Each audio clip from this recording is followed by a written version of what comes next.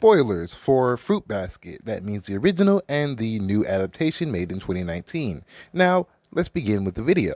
So, honestly, I hate being that guy to bandwagon on the remakes other than the original because I'm a kind of guy who prefers the original adaptations over any type of modern retelling for obvious reasons, Disney, Warner Bros, and etc. etc. But I cannot lie to you and say that the original is superior than the freaking new adaptation because that would be again, lie.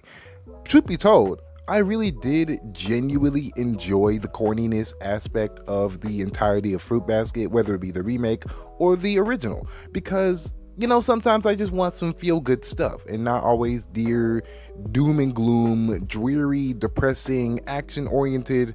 And honestly, I'm the kind of guy who prefers Kyo over the main character self-insert female led when it comes to these reverse harems, because for obvious reasons, like, dude, Kyo could literally hold this entire story by himself. And no, it's not because he's a man, it's because he's a little bit more compelling than the freaking main character who always gets doted on by these zodiacs. And mainly because, like, bro, I don't get the hype. Like, she's pretty generic as far as protagonists go. Like, and I don't understand why Japan has a hard time making female protagonists that are actually engaging. You can argue whatever you want to argue. You could say, oh, sexism, blah blah blah, misogyny. Honestly, I'm getting tired of those words being used to describe these type of situations, when really I just think that they just know one way to tell a female-led story when it comes to Japan. Now, is there anything wrong with the way they do it? On the surface, no, if you're not looking too deep into it. But as far as substance is concerned, is not really much there to go about. But I will say this about the remake: I don't exactly like the over stylized version of it. Like, I feel like there was nothing wrong with doing a modern updated version without doing it overly stylized. Like, it's done to the point where I'm just like, okay, I guess. Like, it's cool, it has better animation, and a few scenes were actually enhanced because of it. But I can't lie to you and say that there isn't a certain charm when it comes to the original and the way it does this animation, because it's not really a battle shonen. As far as the lustful animation, again, it only works when you just want to heighten the sexuality of these characters and to show how utterly immaculately looking these characters look, especially when it comes to the male designs. And again, for obvious reasons, this show is definitely made for a female demographic, or at least targeted a female demographic more so than a male demographic. So the heightened sex appeal is warranted, and it's understandable given the audience it is trying to reach more than the former. But again, I cannot lie and say that I don't like the new art style a little bit more, and it kind of is something that has to grow on you. Like, if you're constantly used to the older style of animation from back in the day, maybe in the early 2000s to mid 2000s, then yeah, it's gonna take a minute for this style to get to you. But again, that's just a preference when it comes to these sort of things. I, for one, again, I enjoy that. But now let's get on to the part you really want me to talk about: the story aspect and what changes were made. For starters, they did do a gender swap of the family head. The name escapes me at the moment. It's been a few days since I've seen the anime, so these names will come and go. So yeah, again, I don't hate the gender change, especially given the fact that it had a story relevant reason onto why they changed the gender of the family head, i.e. the god of the zodiacs. Again, the name escaped me, so I'm going with their previous titles. So overall, I genuinely enjoyed a lot of the story. A lot of things they added and continued over after the first and original season was finished, I thought was pretty cool. And adding some actually necessary drama after the incident of, Kyo's true form being revealed to our, again, lackluster protagonist. But again, preference is preference. If you like this protagonist, go off, I guess.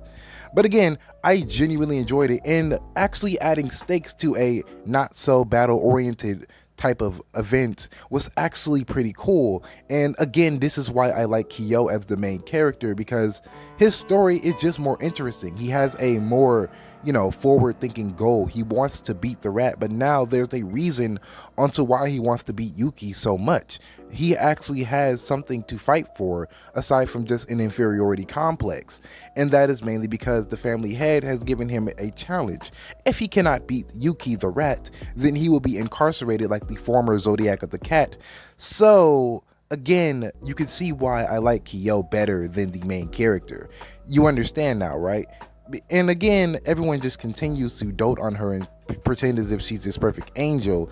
And yes, they address that very topic that I'm talking about, but just because you're self-aware, it does not mean it is a good story. She-Hulk. So overall, I genuinely and beautifully enjoy not the original, excuse me. I genuinely enjoy the retelling because again, it just adds so much more substance and we get to see more Zodiacs. But one, obviously, it's just this one, it could be a plot hole, but it could just be them not wanting to do it. But there was a dragon Zodiac that they did not show or address. So maybe that one was just like, I don't know, a filler type of thing. I don't know, because like they addressed the dragon existed in the Zodiac, but for some reason they didn't want to adapt that for some reason. I guess it was too mystical for even this show. But this this is a show where people turn into animals if they are touched by the opposite sex. So you can see where it gets annoying. Like literally it gets painfully annoying because I'm just like, bro, where is the dragon? Like they keep addressing it, but I don't see the dragon. I just wanted to see the dragon. Like I wanted to see how they were going to tackle that in a modern telling in a modern age. And yes, there were a few things that kind of like were in your face when it came to the modern retelling, as far as them using smartphones, as far as them taking selfies, text messages, etc., things that they do not do in the original. Again, I do not hate these changes, but I do want to address them as such because they are changes that were made for a modern audience, which again, I have no problem with. Again, this was made in 2019, so we're going to get some modern stuff in there regardless. So I genuinely enjoyed certain aspects.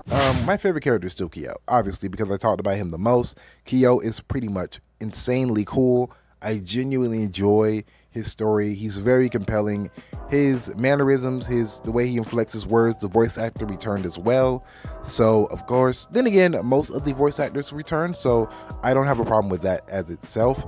It's really, really interesting to say the least, the changes they made, even to certain original dialogues, and certain story arcs were actually carried over from the previous season to the later seasons that were added in, and it added more substance to those scenes. So again, I cannot say that the original is better because it's just not.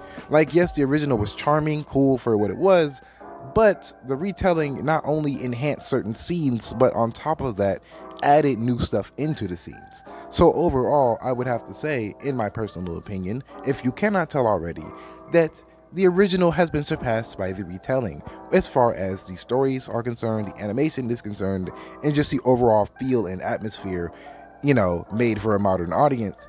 It was just interesting, and they didn't have any identity politics. Again, long live Japanese animation and media, because for some reason they are immune to the cancel culture. They are immune to the Western audiences screamings for quote unquote representation in a certain sense. So I have to give my hat to Japanese media yet again, surpassing American westernized audiences, because scream as though you might on Twitter and on Facebook and whatever forums you use, they don't give a damn about what you want. They tell a good story without needing to pander to an audience to do so, without sacrificing their morals or their beliefs solely to pander to an audience that will not be watching it over the long term.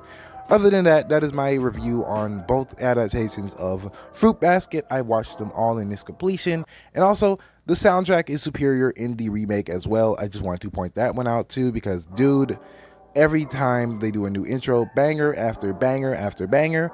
I cannot lie to you, it's incredible. But then again, that is Japanese songs for you. They always hit the right notes without needing to be overly dramatic about it. So that is my review. I like this a lot. Let me know what you think in the comments below. Like, comment, subscribe, do all the good stuff, and I will see y'all in the next video. Peace.